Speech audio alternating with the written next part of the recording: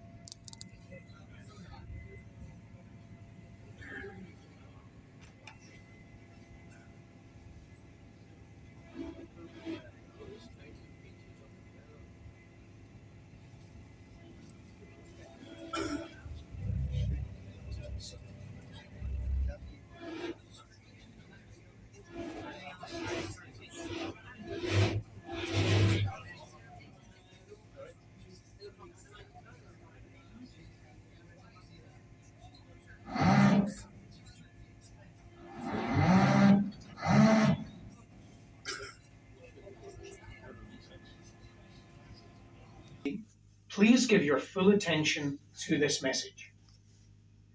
In the unlikely event of an incident, follow all instructions given from our crew members. There are 6 emergency exits on board. These exits are located at the 2 main doors in the center and 2 at the rear of the cabin either side. Our secondary exits are located at the front and the rear of the cabin. Thank you for your attention and enjoy the tour. But my colleague at the back is Eric. He's doing all the donkey work today. Give him a wave. He's had to put up with me all day. There we go. Right. That was health and safety. It's boring. I apologise. We have to do it by law, not meant to scare anybody, okay? So let's get that bit finished and out of the way. Can I just get you to check under your seats for your life jackets? You won't find any. Actually, that's a lie. There's 2 life jackets on board. And we don't share. If there's a real emergency, you can be certain that Eric and I will be first off the boat to tie it up and try and sort the problem. But in the event that we're busy and you have to get off yourself, there's only one simple golden rule that you require to remember. Please get off on the same side that I have tied up against. In Scotland, we call it the dry side. Much easier to count you there than little heads bobbing up and down in the water. Right, 2 questions. Anybody frightened of heights? Good, because we're going up there, right? Second one, anybody frightened of water or cannot swim? You can't swim, but you bought a ticket for a boat. Always one. Okay, we're moving already, and today we're moving in the reverse direction. Eric and I never know which way we're going to go. That's up to the wheel operator across in the office over there with all the computer controls. Although Eric has a theory, he tells me it comes down to which hand is his coffee cup in it. He's probably right. But I do know that over a year they even out the number of turns in either direction to even out the wear on the mechanical parts, okay? But there's no pattern to it. We could go the same way all day, we could go alternate directions. We never know.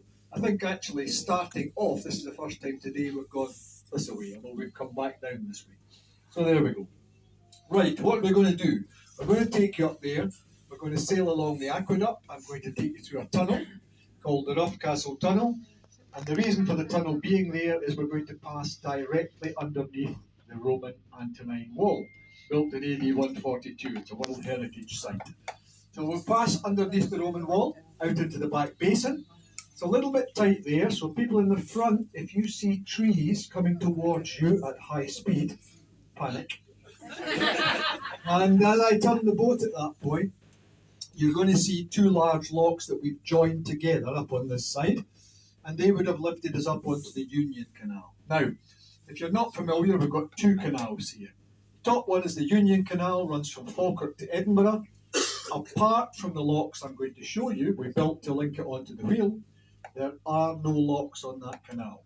Contour Canal, 240 feet above sea level, all the way into the centre of Edinburgh, 33 miles from here, okay?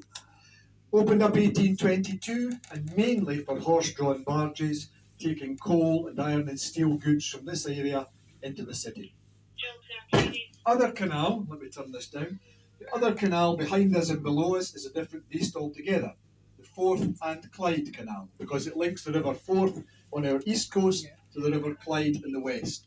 35 miles long, but it's got 39 locks on it. Today, Eric's going to put on an audio presentation for you. It'll run throughout the trip, give you lots and lots of information. The problem is, of course, whilst you remember all this today, 2 or 3 days from now, you'll have forgotten all of it. So after I finish chatting, Eric's going to take a walk through the cabin. He's got guidebooks if anybody wants to pick one up. They're very, very good, actually, but I'll let him give you the details of that as he wanders through. Right, so at the moment, we're going to shift 1,800 tonnes. That's what we're moving. 1,800 tonnes of steel and water, and we're doing that on an absolutely tiny amount of power. How is that physically possible? Well done, that's the word I was looking for. Balance. Now, because I never like to offend anybody, and we do get visitors from all around the globe, can't think of many countries we haven't had a visitor from. Anybody here from the United States today? Need to check which state? Kentucky. Kentucky is okay, right? Anybody else? Okay, at the back, right? Where from? Maryland. Maryland, Virginia, Indiana. That's great. Means I can tell you about a lady from Kansas. She was on my boat last year, and she could not get this concept of balance at all. However, she was very, very polite. And she didn't actually say I was telling lies, but she looked at me very sternly and she said, "That can't be right." Why not? And this was her logic. She said, "Well, look, we're here today, big boat, lots of people, and the other gondola was empty. Big boat, gondola still weighs 100 tons. So, providing that we keep the water level in both gondolas the same to start with, doesn't matter if we're here and there's a paddleboard or a canoe over there. We're still in perfect balance.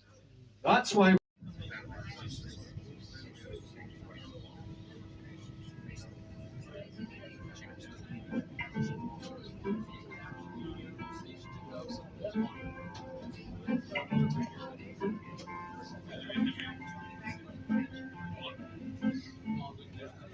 For the next half an hour or so, we'll be up here, 27 metres above our starting point on the Forth and Clyde Canal.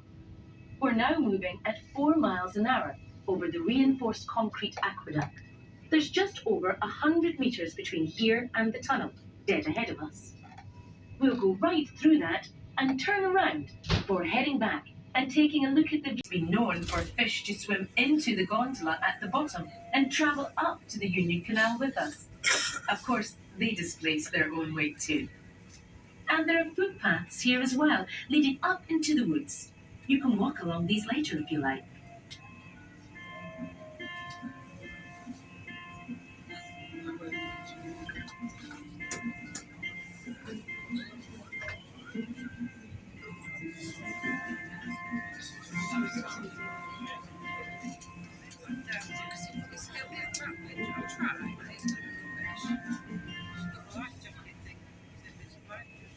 On the right side of the boat, as we enter the tunnel, you'll see a sign reading Rough Castle Tunnel. A castle? You can't see a castle near here. That's because we're about to travel underneath it. Well, almost. There's a Roman castle